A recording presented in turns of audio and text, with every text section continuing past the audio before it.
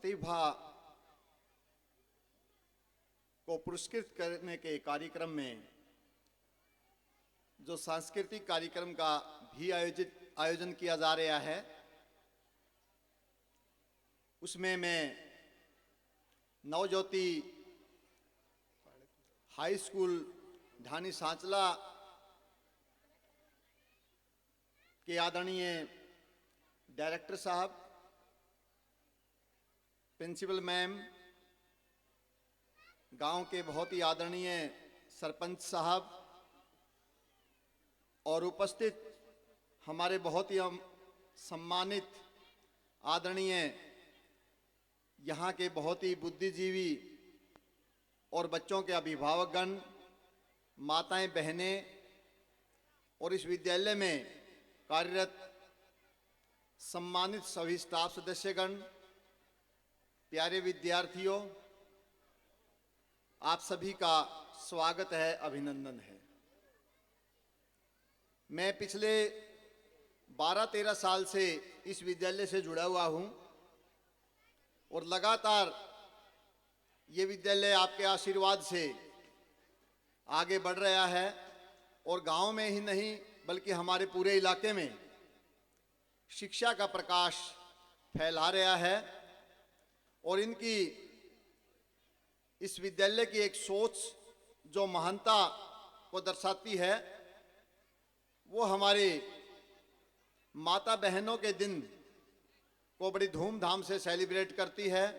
जैसा कि हम सब जानते हैं, आज महारानी लक्ष्मीबाई के सम्मान में और हमारी पूर्व प्रधानमंत्री माननीय श्रीमती इंदिरा गांधी जी के सम्मान में इस दिवस का आयोजन हर बार किया जाता है।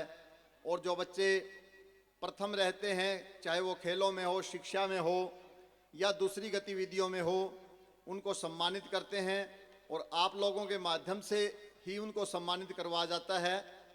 अभी जब मैं आ रहा था तो अभी हमारे 2 पार्षद महोदय फतेहाबाद से रास्ते में मुझे मिले थे। वो भी इस कार्यक्रम में बता रहे थे कि हम 3-4 घंटे से बैठे हैं और बहुत ही बढ़िया कार्यक्रम यहाँ बच्चों का आयोजित किया जा रहा है।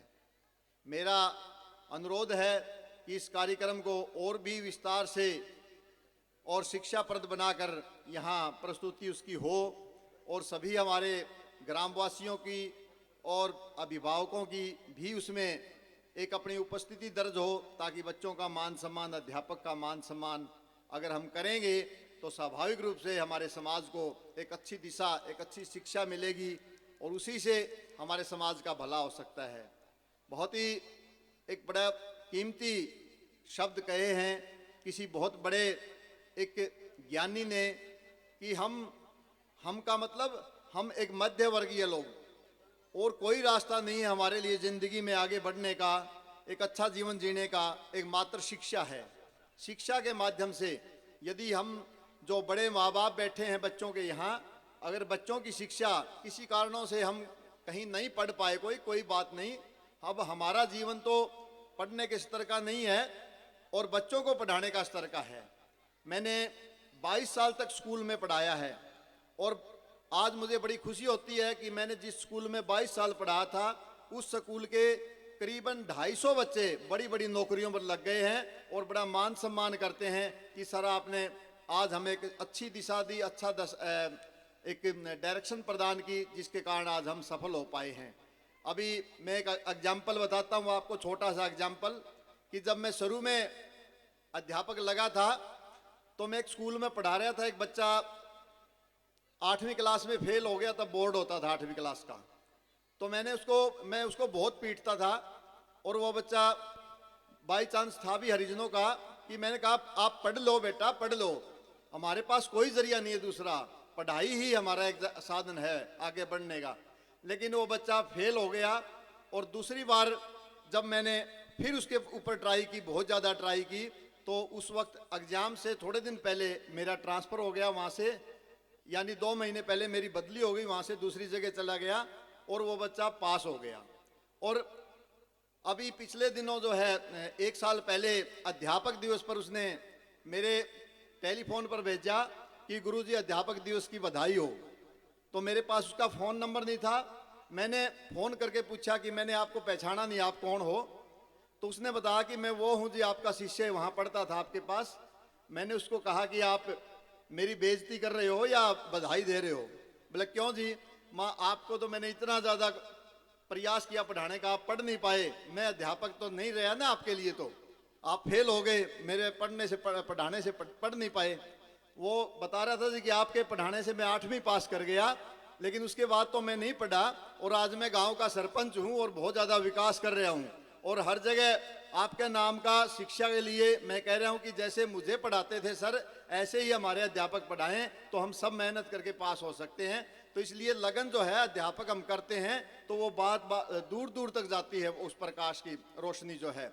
तो इसलिए मेरा अध्यापकों से भी निवेदन है, अभिभावकों से भी निवेदन है कि हम जितना प्रयास करेंगे, एकदम फल नहीं लगता किसी चीज़ का, एकदम से कोई फल नहीं लगता, लेकिन जब हम प्रयास करते हैं तो आज मैं 12 साल से ऑफिस में नौकरी करता रहा, और 12 साल बाद अब धीरे धीरे रिजल्ट आना शुरू हुआ है, और वो बच्चे सारे के सारे नौकरी लग रहे हैं। 15 बच्चे उनमें लेक्चरर लग गए हैं, 2 बच्चे कॉलेज में लेक्चरर लग गए, एक एसडीएम बन गया जो 10वीं 12वीं तक मेरे पास पढ़ा था, छठी से। तो हमें बड़ा फख्र होता है कि ऐसे बच्चों, तो इसी विद्यालय में भी ऐसे बच्चे शिक्षा ग्रहण करके जाएंगे जो उन्नति करेंगे, माँ बाप का, स्कूल का, गांव का, हमारे पूरे इलाके का नाम रोशन करेंगे। इसलिए मैं आपसे निवेदन करता हूँ कि शिक्षा ही हमारा सब कुछ भंडार है, और इस शिक्षा को हमारे से ना जाने दे।